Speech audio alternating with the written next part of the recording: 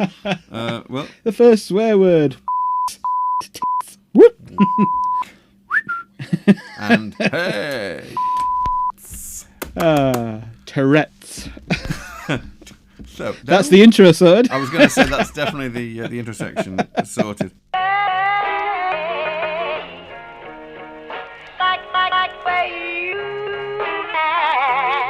Welcome to the Graphters podcast.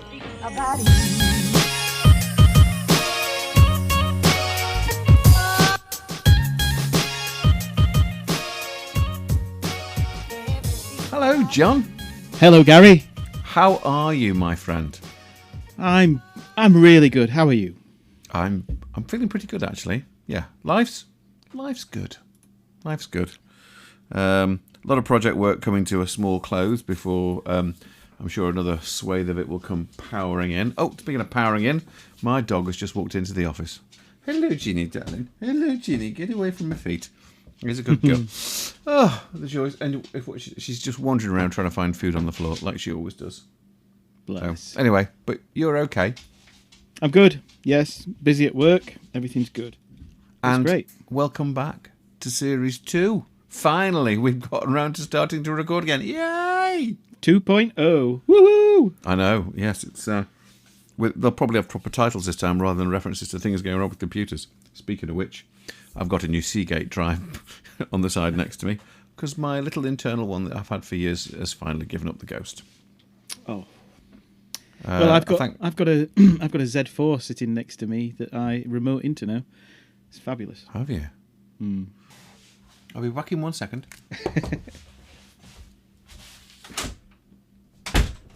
Trying to avoid any more interruptions from the dog or from people saying, "Oh my goodness me," very loudly in the background. Sorry. It's fine. It's not. It wouldn't be a podcast if we weren't interrupted. I do like the odd interruption from the dog and then from the daughter, and I'm sure it'll be from the other sibling and the wife at some point. There you go. It is the wife. Sorry. Speaking of and which, my adorable wife, life partner, Alexandra. And my adorable name wife, checking the missus. Oh, God, I said the missus. Sorry. Who is now driving solo past first time. That is quite incredible. I'm so impressed with her. I mean, obviously, apparently it is a lot harder to learn to drive the older you get. We're not going to mention any ages, but it's over 21. 22. I'm putting a pin in it now. She's 22. But past first time on both the theory and on the practical. So she's taking the car out tonight, and I'm feeling quite chilled, actually. And I'm not drinking. Is this where your fingers are going? Your hands are like shaking, like Yeah, that's why I put the NVIDIA camera on. Are you nice and very quickly? Are you nice and warm in your office? Yes, and I've got warm lighting on the LEDs, which does help. It helps a bunch, I must admit. Makes you feel warmer. And I could change the back one to a fire glow. Found that out the other day. Is it? Going to do it now. Is You'll it be able quite to see chilly it in camera. where you are right now? No, it's quite mild actually. I think about 10 degrees. About 10 degrees. Really? Well, it's interesting because I took out Jenny for a little wander about for her last little a toilet trip of the night, and which was totally there was nothing happened, rather irritatingly, but I was freezing my butt off here. Is it cold over the Pennines then? And even though everyone says apparently 9 degrees, I could feel it in every single joint, in every single little piece of my face where the wind was like whipping against my skin, and I just thought, this is not 9 degrees. Rubbish, is it 9 degrees? Yeah. I was too Probably cold. A wind chill going on. Yeah, wind chill. You can say that again. Yes. Well, season 2. We're back. We've got Monday.com as our planner. I'm loving it. Yeah. We're getting our life organised. We're getting stuff together. In fact, Marie's just arriving home on the cameras. Has the Ring doorbell just picked her up? Yes. She's just put it expertly on the drive. Of course. I'm just looking at how much she's fretting. You've got to have faith, my She's friend. smiling. She's You've got to smiling. have faith. It's great. Yeah. Was it a big shop It's great. or a little midweeker? It was the big shop, yep, the weekly shop. Yep. Wow. Did it all on her own? Yeah, and I've told Joe he's going to be lifting things in. Good, right. That's okay. So yeah, we are more organised. At least we hope we're more We are organised. more organised. Yeah. And we've seemed to have things relatively planned, he said. Hopefully. With Monday.com, which is not a sponsor. It's just, it literally is, we were shoveling and faffing around to find out what was the best way to get this thing sorted. Because we've done loads and we loads were really of going around the reorganisation. houses, weren't we? We were. Yeah, we really were. We were going trying around the everything. houses. And then I think one of our biggest problems with our 1.0 release was we just didn't have a roadmap that made sense for continuity. no, it didn't make any sense at all. But hopefully now we will have a bit more control over things. We hope so, because we've got quite a plan, haven't we, really, for the way things are going to be done from this point on. Hopefully, yeah. I mean, I think it makes sense based off what the existing podcasts have been about, and seemingly the ones that seem to have attracted the most chuckling and relevance with our friends that are the ones that we have to put up with listening to it. Yes. Especially most of the hits I think come from me when I'm driving. As long as as long as you're not hitting anything while you're driving. No. We've split this into now some general chit chat, which is what we're on with for this podcast. Yes, a nice me chunnering and session. Then we've got some headlines really for topics that sort of help us to structure the guests that we invite on, Yep. and also the direction of what we're trying to talk about. And I think we're always going to be talking open source whenever we can. Yep. And we're always going to be talking education pipeline wherever we can. Yep. But we've been a little bit more specific. And also about things that have happened in industry or in electronics or something relevant, which have a bearing on the industry that we work in.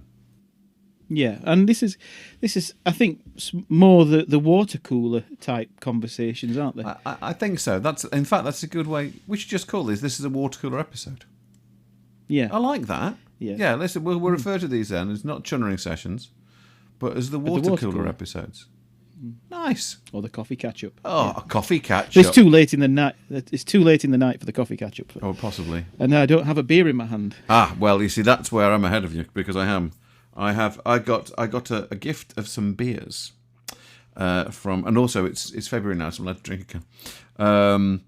I had a gift of some beers for Christmas off of our next door neighbours, and they went over to Holland, where they're from, and they came back with this box of beers, and I discovered the best beer I've ever tasted.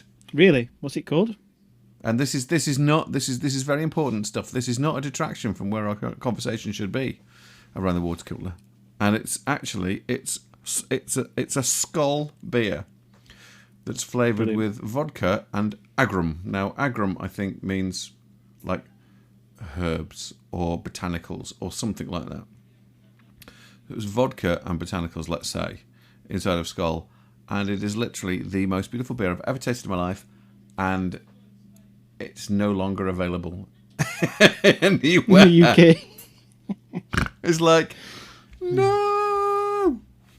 I hate it when things do. I do actually have some beers downstairs that Neil bought me at Christmas, and I think they're called Buddha beers. But it's a brilliant gift set, and I've done more or less done the dry January. Yeah. More or Yes, less. we've mostly veganed and mostly dried, with the occasional, I'll tell you a story about burger and beer. So I asked for we went out the other weekend and asked for gluten-free nachos and cheese. Nice. And I actually said, could I have the chili? Could I have the chili beef nachos and cheese, please? But make sure it's gluten-free. And we got a little bit of I don't know, an interrupted order. Yeah. And when it arrived at the table, it was the vegan nachos and cheese. So it was vegan cheese, vegan nachos, vegan toppings. So basically guacamole overload. And I just said, "Where's my beef?" How was it though? We didn't. I sent it back. Yes, good. I good. didn't go for it. I Yes, because I'd got my heart set on chili beef. I'll be honest with you. I love vegan food. I eat a lot of it. But because obviously I've got a vegetarian wife, vegan neighbours, really have a lot of vegan influences around. And we do try to eat plant-based stuff most of the time. But sometimes anything that replaces cheese is not worthy of being called cheese. and the amount of times I've tried vegan cheese and just gone, no. However, saying that, there was a place that was in Media City. I think it was called Pokasevsky's. Anyway, it was this vegan place that was just a little bit further down from where Costa is still. And it did this vegan mac and cheese, which was, quite frankly, amazing. And I have no idea what they did to it to make it so palatable. But it was vegan cheese. It was this coconut-based thing. Because I actually asked them, where's your... You keep referring to it as cheese. Where's it from? Cheese. Where's your shiz from? Where's your shizzling, your finizzle, or whatever it is? I don't know, but no, it was really, really lovely, really good stuff. Anyway, we're going off. We're going off piste again. We've barely started, and we're already going off track. Oh, sorry, no one can see this. We're no one can see this. I was going to say no one can see us, but I can see John's face, and he's grinning from ear to ear, and I'm grinning from ear to ear, and I think it's probably because we're so glad to be back, and we're recording this as well in a different manner, so it might not be quite as good as the previous qualities. We're trying something. If it works out, we'll carry on doing it. Well, we'll invest in it, I think, won't we? I mean, it's... I think probably it's actually $19 a month or something. So there's it's not really that expensive. I can afford putting some money into this. I think if it works well, I could and try. Saves us some time. Well, if only there was an open source version. If only there was an open source version. There kind of is. It's the free one we're using at the minute, but that's not the point, is it? No. Money where it's worthy of going. That's what I say. So so the reason I've got the Z4 at home is is really to go down and really drill into the Omniverse form. So we're running a nice high spec graphics card from NVIDIA with RTX cores and a lot of memory, obviously Xeon processors. But it's all about the graphics on the Omniverse and doing it remotely, even though I'm sat at my desk. It's where I believe that we're heading towards from a work environment, data center driven. There's a lot of stuff that we're headed towards. There's a lot of stuff that's going on. I think we should really basically start chipping into it a bit. Talking about the topics. Yeah. Well, we do have. Yeah, we do have. We do have. I mean, you've just mentioned Omniverse. Obviously, we might as well start there. I mean, I'll be honest with you. I still don't quite get it. Well, I did have a look on our website, on Escape Technologies website, where we have actually got an Omniverse helper. What is Omniverse? So if anybody wants to head over there, they can read the definitions that have been sort of set out. But essentially, it's a cloud-native, multi-GPU enabled platform that allows scalable remote collaboration with true real-time performance for teams working across geographies, apps, and systems. So, in a nutshell, there are 5 pillars of development: AI, material definition libraries, path tracing, physics and VFX, and the universal scene description. So lots of open source going on inside it, which is fantastic. The main 2 parts you probably end up playing with are Creator and Nucleus. Nucleus is where you can bring all your apps together. So you could be working in Maya and working in Substance Painter, and you could see NVIDIA ray trace, path traced, real time updates on your model in Substance through Maya. And NVIDIA are working with all of the manufacturers of software, and they're bringing what are called connectors that connect the applications inside the Nucleus program. And I went through some training recently and looked at all it's version control is in there. There's so many things that are layered upon layers of cool stuff going on, and it certainly is starting to become embraced by industry as part of, I think, sort of a universal pipeline. So when you say your machine is like maximum GPU, no CPU. Oh, there is CPU in it. It's a Yeah. Xeon CPU, but It's not the most for what I'm important doing, thing. it's Yeah, the graphics. not for Omniverse. No. And I suppose that leads us into talking about AI, but we get there at the end of the day. But I was talking to someone today about AI, Yeah. and not many people realise that AI is driven pretty much by GPU-based compute power across the world. Kind of makes sense, though, doesn't it? That.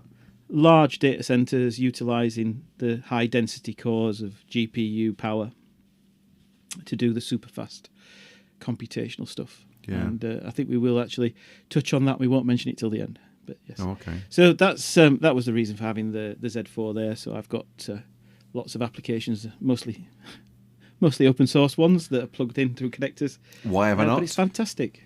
Yeah, it's fantastic, and it just means that there is more opportunity for a use the tool that suits the artist rather than force the artist into a tool that they're not comfortable in. Yeah, which I think's well, I great. mean, there's, we have discussions, in the office where I'm at the minute, that we talk about what software is going to be used for what particular thing. And you're right, because of the USD stuff, it's getting to the point where it's not really going to matter.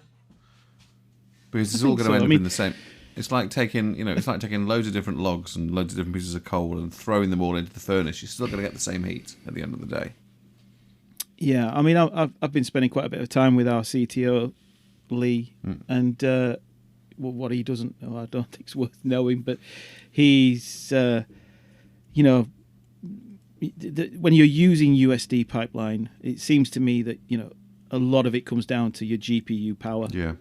So your GPU power has got to it's got to have the right amount of memory on your card, because a lot of what happens in real time, which means your scene data needs to be loaded into your GPU memory. Right. So your graphics cards need more memory, which kind of brings us to our official first topic, which was NVIDIA bringing out the new replacement chips, which have been named Ada Lovelace. What a wonderful name. I think that's the best name ever. I mean, it's better than, the first P6942, computer programmer. is it? Proper name. It's a proper name, yeah. So and you're right. She was in fact the program. first programmer full stop, because the men weren't doing it. No. Well, I think she developed it. Yes. There you go. But yeah, no, Ada Lovelace is a great name for a chipset. But I mean, what's it going to be capable of? Is it what sort of level of technological advancement is this Ada Lovelace going to be in relation to what we already have? So, what they've done is they've more densely packed the architecture and built on the existing architecture that's there. So, the performance boost on your Tensor Core numbers, your CUDA core numbers, has grown again. I think it's somewhere in the region of 16,000 CUDA cores. So for things that are heavy in DSLSS, is it? I can't remember the name, but it's the AI based noise filtration for real time graphics. Yeah. Things like that. Those sort of things can be done so much faster and in much bigger, code sets. So you can get more happening. It just means that artists are working more and more in a near render scenario. But obviously, these cards, certainly the gaming cards, have come out with graphics power draws that are quite substantial. Yeah. So it's not to be confused with, it's a free upgrade. But I think there was a lot of talk before they launched the new, I think they're 4080s and 4090 NVIDIA graphics cards, that they would be out of everybody's reach. But they've priced them, I think, more sensibly this time. I think obviously we're out of pandemic, so we don't have the chip production problems that were going on during pandemic. True. As much. There still is supply chain issues, obviously, as the car manufacturing world is realising. It's this new graphics card is going to be a great thing. I'm personally looking forward to the professional versions, the Quadro versions, because they run in a much more, I think, energy efficient way, and I'm all about sustainability and energy efficiency. Still can't shake it from my days at college. So wherever we can be, I think, where we can be more considerate, that's the word, where we can be more considerate to the sustainability pipeline with the amount of energy consumption that we draw, I think the better. Well, hopefully. I'm bouncing around our list. I guess it is pretty much, it is about it's like ping pong. It is about sustainability. I saw a sign yesterday, I think it was, or the day before, and I just kind of did a double take, and it actually said it was about buying a wind, or basically owning a wind farm. And I think it was kind of like, almost like, I'm hoping I'm wrong here, but I just wonder if it was kind of like, when people like, adopt a pet whale, if it's like that sort of thing where you put money into, a little bit of money in, that you pay in, like, and it basically helps the wind farm and it consequently helps you back. And it's just another indicator of the way we have to be going with all of this, and how we try, what we've got to do is have systems which use less power. And this is one of the wonderful things, and I know you agree with this because you were the one who brought this up in the first place with me, which is if you have remote systems, you have a big place where all the machines sit, and that in majority is powered by a combination of solar and wind and so on. That then basically powers the big systems, but then people use them by remotely connecting in with a very power and not a power hungry system. Yeah, so things like, I mean, you could use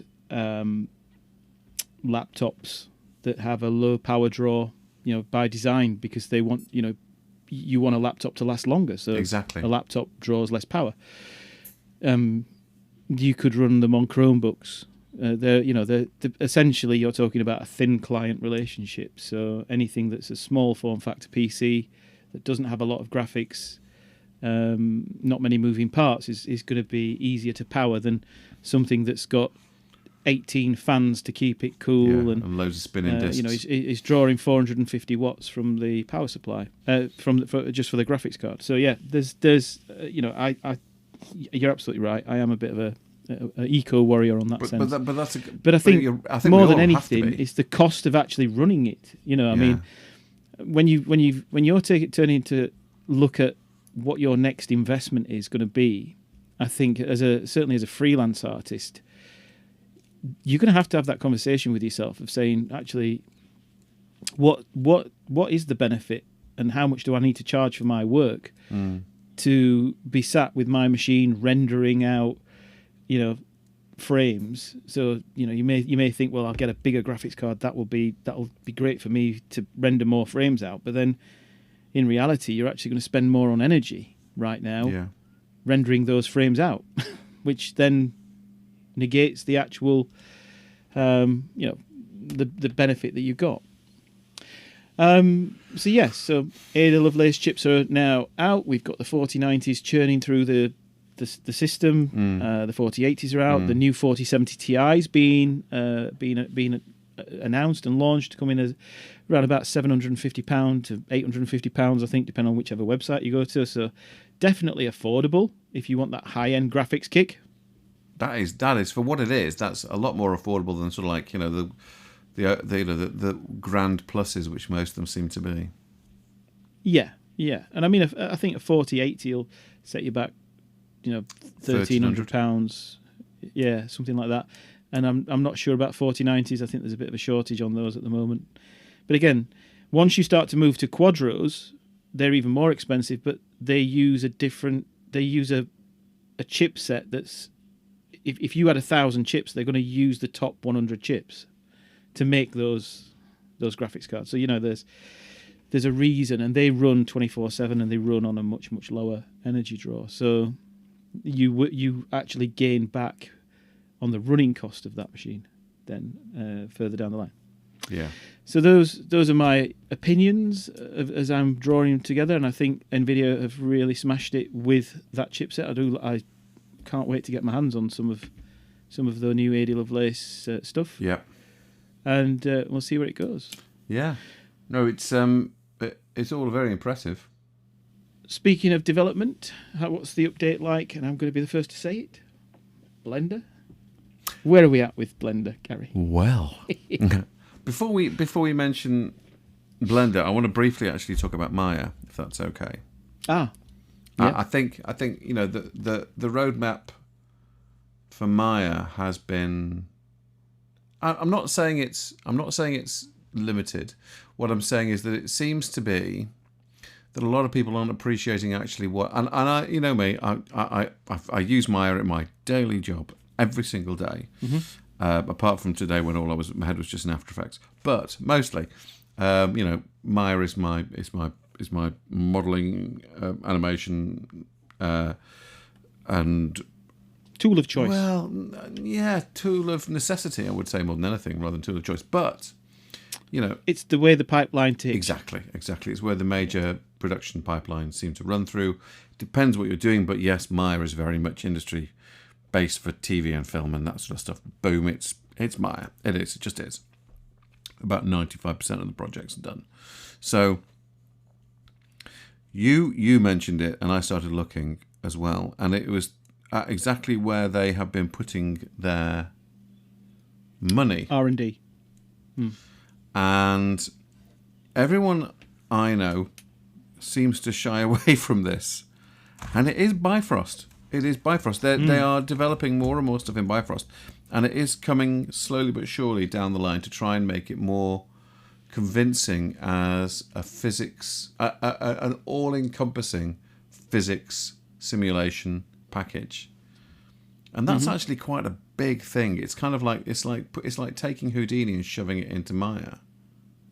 I mean, I've pulled out a little juicy bit for you, which I thought you would absolutely appreciate. oh, go on. They have announced and released Bifrost as Bifrost USD, so the Universal Scene Description stuff for Bifrost. They've made it open source. Yes. So you can now go to GitHub and download those sort of dependencies and things and start developing the USD pipeline for Bifrost. That's really, really good. I mean, it is. I mean, I've only dabbled with it a little bit. I did a flag in it, and I did some standard, just very simple sim exercises with dynamics, and I absolutely loved it as a process. I loved the nodal system of it, and I loved the fact that it's like anything. I think a lot of people, you've either got to really start digging in, or you've got to decide it's not for you. Well, I mean, this is kind of like the Unity Unreal debate, isn't it? I think now we're looking at, and I don't want to draw comparisons on the company size and what the company does or anything like that. But if we said Unity was a more programmer-based games engine, and Unreal Engine was a more artist-focused, orientated games engine, Which I think is correct. we wouldn't be lying. We wouldn't be making a misguided statement. No, absolutely.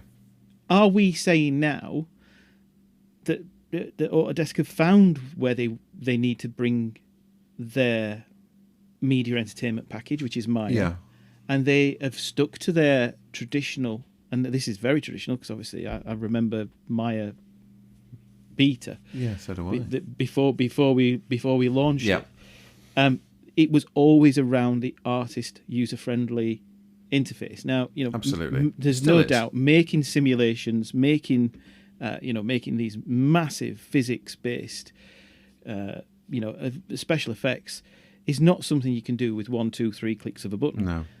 But Bifrost certainly, I think, looking at the nodal system that they're doing and the way that they have embraced the USD pipeline, and the way that the USD pipeline can now drive simulations within Bifrost, I think it's exciting. And, it is. It's really. It's a very exciting time. It's surprisingly more exciting than I would like to give it credit for being. Well, I've always been a Maya through and through. Cut me in half. That's who I am. Yeah. And I feel like we're going a little full circle now. I'm coming back round to no, Gary. Maya is everything, and that's how we used to talk. If you remember. Well, yes. I mean, a lot of people did. It's like the debate was always between whether it was Maya or 3ds Max. You know, and before Maya came out, it was like whether it's Lightwave or 3ds Max. Do you know what I mean? Because, it's a good job people can't see my face. I did pull the vinegar face there when the other package was mentioned. What, 3ds Max? There we go again. There we go. Ooh. The vinegar face. I like that. Yes, I was never. I mean, I used that Autodesk product. It's kind of like the Macbeth. Using the Scottish play. It's not any. And if you come from a 3ds Max background, you don't want to go to Maya. Mm-hmm. If you come from a Maya background, you don't want to go to 3ds Max. You just don't, because it's fundamentally different. It is. They are. It is. Every other package is closer to Maya than it is to 3ds Max, and that's purely because. And I think Autodesk have certainly. They've certainly now started to work for the audiences that the software has historically now. 3ds Max, there is no doubt lots of games companies still use 3ds Max extremely efficiently. Radforge do. They're very much about it, which is fantastic. But I think the bigger picture for that product is definitely in arch visualization, architectural visualization. It's amazing, and you can do a hell of a lot in Blender. I think yes, and absolutely. then you look at what 3ds Max can do, and you go, okay, yeah, exactly. No. That's the professional pipeline. Absolutely, I completely agree. I think the big thing for me for that is that, and this is, I've got a friend of mine who I would like us to get on the podcast. He keeps on going, no, and it's not David. It's another one who keeps on going. Oh, but I'm boring. I don't want to be interested. Who he used to work with me years ago, and then he went to New Zealand, and he's been doing architectural visualization over there. And for reasons outside of his and his partner's control, they've had to come home, which has nothing to do with it's stuff here, not stuff back in New Zealand. And they've had to come back, and we were talking about the future of architectural visualization. And he said that everybody, there is stuff. He's been doing it in Maya. There's still people who do it in Max. He's having to learn Max. He doesn't particularly want to, but he said, but his bottom line was, but it doesn't really matter because it's all going to go to Unreal or Omniverse. Because the biggest issue they have with the interiors is the rendering time. Yeah, and I will say this: Unreal Engine. Amazing what goes on inside Unreal Engine, but mega scans and things like that. Nothing. If you read the T's and C's, you can't take anything out of Unreal. No.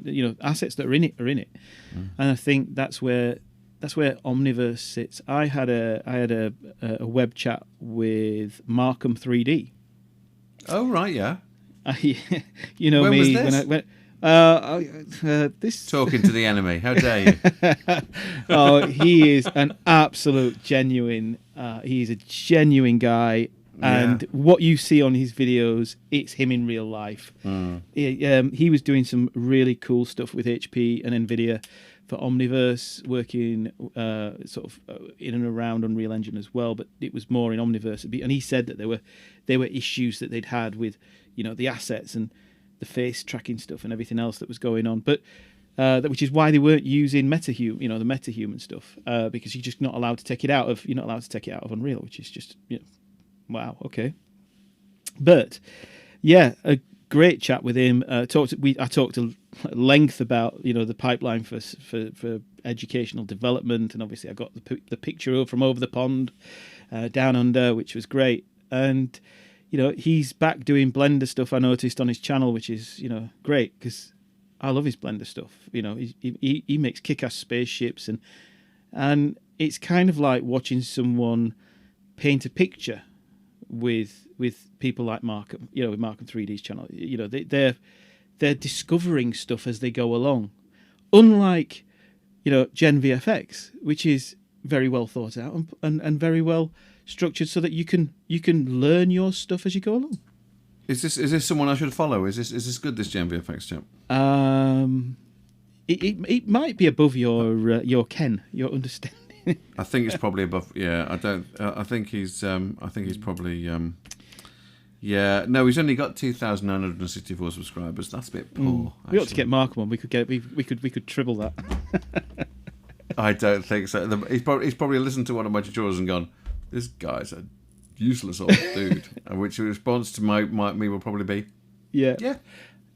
Hello, here I am. But he is a cool guy. Yeah, he was a cool guy, and really enjoyed talking to him about sort of pipeline and things like that. But I didn't record it. It wasn't recorded. It was genuinely me reaching out and going, as part of my sort of wider understanding of what I would consider industry profs as are thinking, and in a different dimension, not just the studios with their recruitment machines, which I feel that we've got to a point now where I'm starting to look at some of studios and some of their recruiting teams, and it's kind of like, wow, there's a whole department there just to recruit people into the business. Oh yeah, well, there's a lot of that going on anyway, just to make sure that people can actually fill up the holes that are there. One of the issues that we have, there is basically 4 jobs to every VFX artist at the minute. Yeah, there is 1/4. There are so many positions available, and we only have 1/4 of the amount of people required to do them. And if we had the right education pipeline, we'd probably be 4 people to every job. Yeah, there we go. We're back full circle. For the thing is, this is the thing. For a while, there literally were 4 people. There were more than 4 people for every job. I remember going for them. But the thing is that now the amount of stuff that is... I mean, everyone says, oh, there's no VFX on this. There's no VFX on that. Blah, blah, blah. And then you see it behind the scenes and you're like, hell, how much of that street was... All of it? All of it is 3D? They literally... There was a paving slab that they stepped onto, and that was the only thing that wasn't 3D? I was watching a YouTube behind the scenes of Tron. The reboot. Oh, right, yeah. Which one? Tron Legacy. Yeah. And they were talking about the shots that they'd shot of the actor, and they wanted him to turn CG so then he could do the run, and then they'd got all this mapped out and tracked out, and in the end they went, shall we just do it all in CG? And they didn't tell the producer, the director, that they were doing it, did the shot, and he said, gotta say guys, it's the best transition I've ever seen from live action to... Where does it cut? The whole shot was CG. Yeah. So at that point they're all nodding, going, "Job done, guys. Well done." Yeah, absolutely. When someone thinks it looks real, yeah. Yeah. So we ticked a few off there, Gary, off of our list. I think we didn't actually mention where Blender's production cycle is right now. It's relatively on track. I mean, there's certain things which actually it's interesting. I've just been looking through while we've been chatting. I've also been looking through in the roadmap, how things are going. I think they're trying to improve the NLE editor. It's interesting. See, this is the thing. When you see a lot of really nice, pretty orthographic views of rooms, but you forget about things like the fact that it's got a video editor in there, and it's got a compositing package in there. And and it's capable of doing a lot of stuff because you can program Python scripts that allow you to do all sorts of things in there. So there's all sorts of things that are going on in there. And obviously the best thing to do is watch all the weekly updates if you want to find out exactly what's been changed and edited. But noticeably getting themselves ready for EV Next, I think, is it? Or Cycles Next? Or both, I'm not sure. Was it EV? Yeah, Cycles X is something that's been in the pipeline and has been down the dev branches for quite a while. So I mean, I need to really spend some time going over exactly what is definitely happening within the software. I've just got to a stage now where I'm in 3.4 and I'm just using it. Wow, that's not like you. You don't just jump into latest builds. No, the moment it comes out of beta and it becomes one that just comes up, boom, that's it. Oh, right, let's take it on. So that's the guy with it's the little short film Charge, which is on the... I think I'm still 3.34 or something. I can't remember. Let me just spin up the Z4. Well, the thing is, obviously, everything nodes is always the big deal with these guys, and it's like there was a mix node. which has got a mix RGB, and there's I a am math 3.4. node. Yeah. And in the new release, I'd been done something in the new release without really thinking about it in geometry nodes, and I accidentally tried to open it in 3.3, and it just went, no, whatever you've just, I can't do this. That doesn't happen. I'm like, what the hell have I done? I hadn't realised. And what they've done is they've combined the math node and essentially the mix RGB node into what is now called the mix node, and it just was right. So you pick color, vector, integer, whatever you want to do. And it's just one node, and it's like, that's just so sensible. I saw NK did a bit of a feature update again. I've been catching up with the software. I think since getting the machine and Omniverse and everything else going on, I was like, I've really got to get my head around this. And I am still playing with a project for work experience. So there's things going on there that I'm trying to get off the ground. We may need to do it in Blender. Is that the way you do it? We may need to do it in Blender. I do apologise. Yeah, we may need to do it in Blender. I mean, I've been trying with Unity and Unreal, and I think that there's probably, this is a case of do something in a bit of software that'll be easier to just get done without actually having to then manufacture some pipeline processes to do it in a more universal platform. And I believe they've also embraced the Intel GPU as well. I think there's a I think they've been doing that for a while, haven't they? That's always been on the sort of like horizon-y sort of thing. So, but yes, no, there seems to be a lot more stuff that they're getting involved in. Yep. Anyway, definitely. I love everything about them. Blender, I just love everything about them. You know, their commitment to just so many communities, and it's definitely worth, if you're not following them on YouTube, it's definitely worth putting the notifications up, because they're doing a bit of a sort of a vlog now on the Blender channel on YouTube. I was watching that, and they had the BlenderCon and the fallout from BlenderCon, the point release that they did before Christmas, and it shows you just how small the team is actually. It's not a massive team at all, no. Which is interesting, because do you know they've got the highest usage, what's the word, client base, I suppose, if you want to look at it that way, out of all of the 3D software out there in the world. I can believe it. I can believe it. I mean, certainly if anything is free, then people are going to use it. But there is free, and then there is how it's used free. Yeah. If everyone can use it, everyone can do stuff with it. They can generate stuff with it, and it is just has this amazing sustainability in its own right as a piece of software. Not just because of the fact that it is so free and available to the people. On a download, if I can quickly, there has been some serious jobs being cut around the computing world.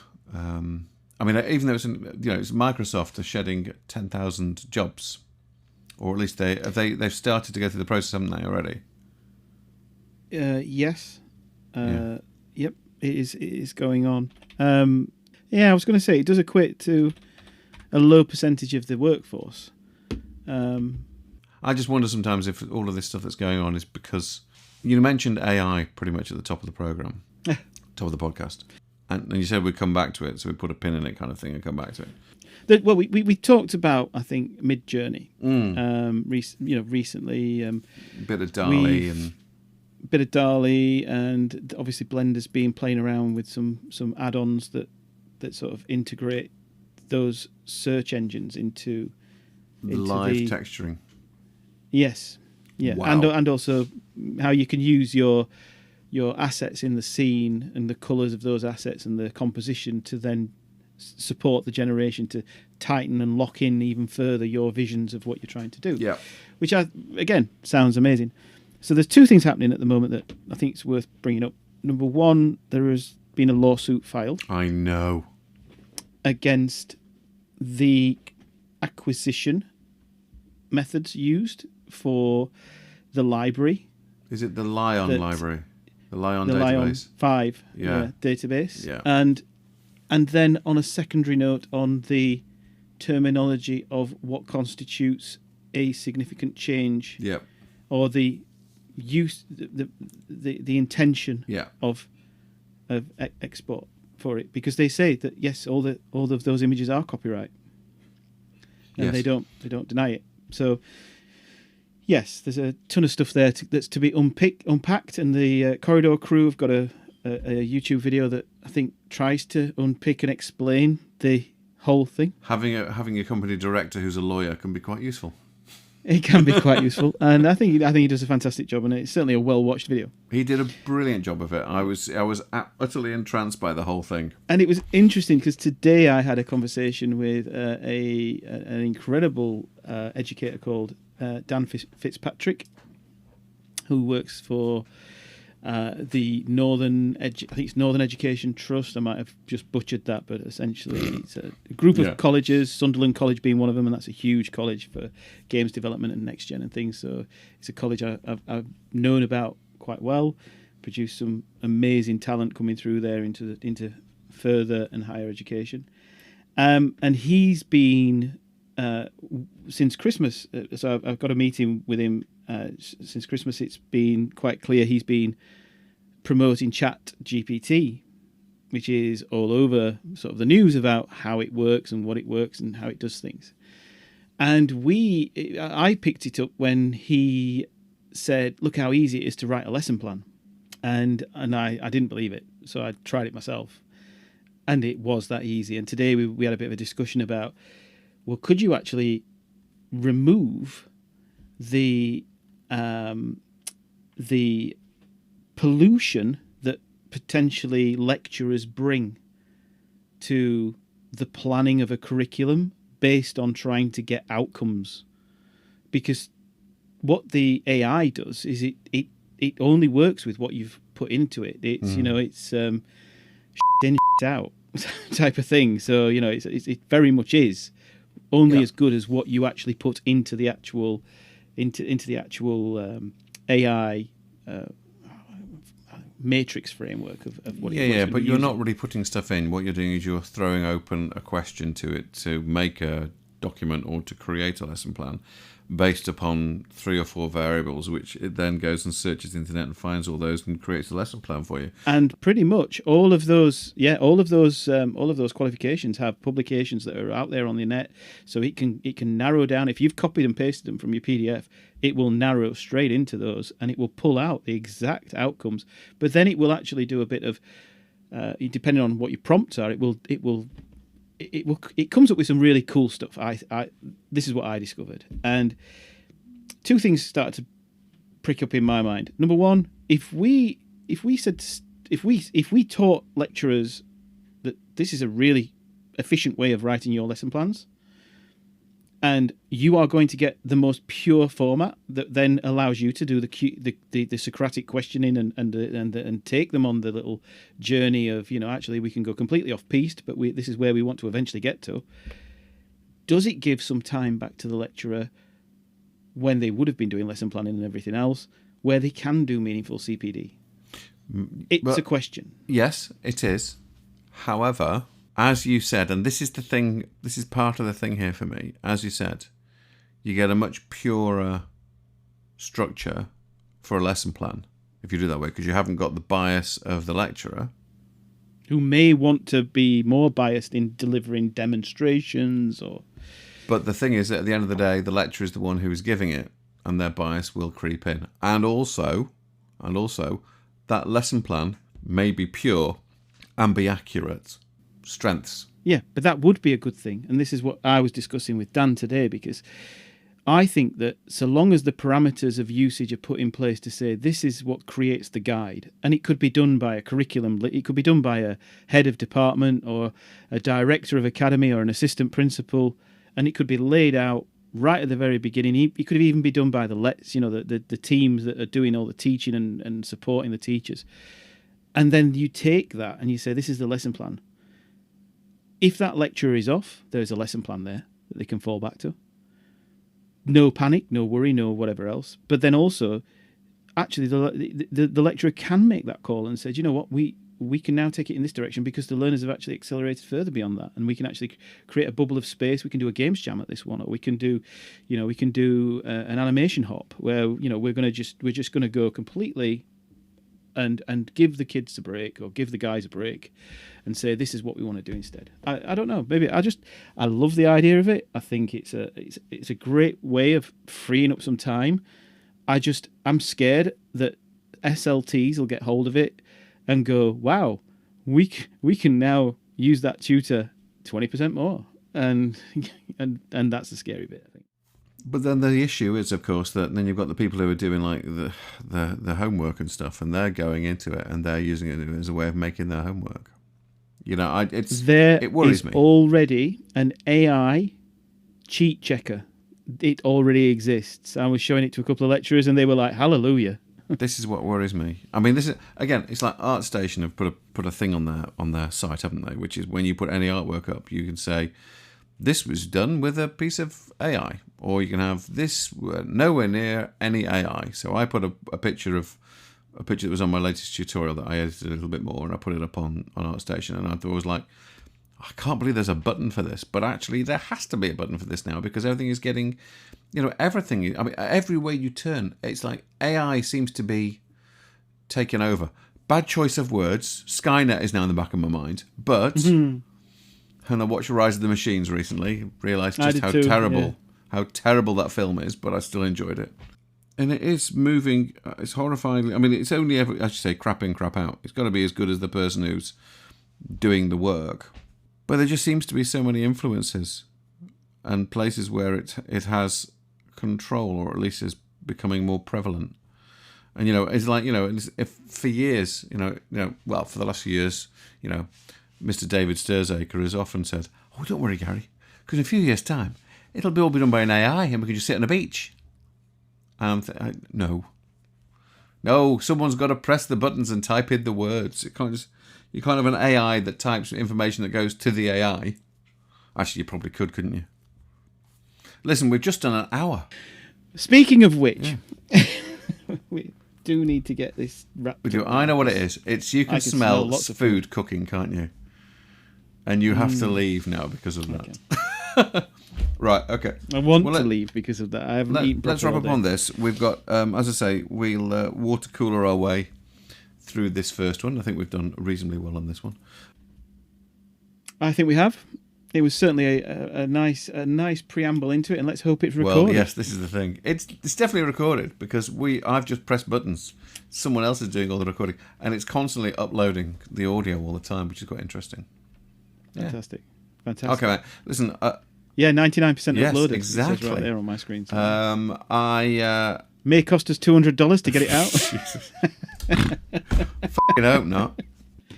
Anyway, we have covered so much today. We definitely stuck to our scripts, which is good, and we've done not bad for timing either. Not bad for timing, I think. Which we are going to try and get these podcasts down to 45 minutes to make them easier to listen to. Yeah, no, I agree. So next one, I have several palatable. They're car journey material. I have several. Really. I mean, I'm a big fan of No Such Thing as a Fish, the podcast. That is probably one of the funniest podcasts. If you're into QI, you'll know why. Yes, so I am a big fan of that, and they have shorter podcasts, I've noticed, and clearly they are recording for hours, and they just chop it all into like we do. But I was going to say I've also highlighted several academic type guests, and I have an industry guest as well who wants to come on to talk about pipeline. So that's good. So it was just the fact you stopped and looked, and I thought, are they coming in now? Not yet. Shh. Yeah. So they will be uploaded onto the planner, and we'll see where they are. I have actually uploaded them onto education and industry. Industry would be a bit like industry. The industry one I want to do is Dan Woodward, who is at End Dreams. And I can't remember what his title is, but he's all to do about upskilling and reskilling and education stuff within the company. and doing some really great outreach as well. So he will be able to talk for days about education pipeline and industry. Yep. Well, I'm going to start hassling everyone I know about industry. Get some more people from the industry in. Well, you said you were already doing that. I don't know what's happened. I'm just busy trying to work. Okay. It's taking the work is taking up all my time. Right, I'm starting to feel like I'm fading away, so I need to get some food. Okay. So I'm gonna just say thank you very much for coming back and doing this again with me. How could I do it without you, John? Well, you tried. I have tried. It wasn't that bad, actually. It was Actually, all right. I'll just get Bliss to come and do it with me. Oh, he does want to do one sorted. when I'm on it, actually. So we do need to do a reboot because he missed me. That would be apparently. good, actually. Yeah. Yeah, no, it would be great. I think he'd be quite happy to do it.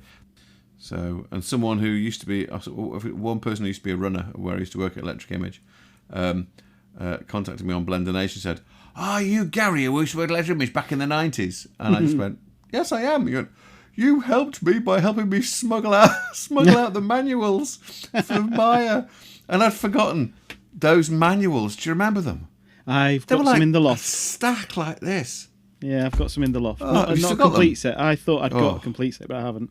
But I've got enough. I've got enough of them to Right. be Yeah. certainly dangerous in a handbag. Barmy. And on that note, it's a good night from me. And it's a good night from him. Take care, everyone, and we'll see you in the next one. And see you later. It's been emotional. Take care. Bye. Bye.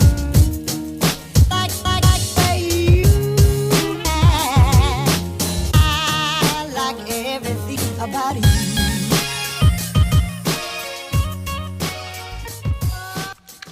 This work is licensed under a Creative Commons Attribution Non-Commercial Share-alike 4.0 International License. Any opinions stated during the course of this podcast belong purely to myself and to John and are based at the time that we record this. The theme music is My Everything by DJ Quads. If you like that, and I'm sure you probably did, there is a lot more of his great stuff which you can find at soundcloud.com/DJ Quads, or his music is also promoted by www.free-stock-music.com.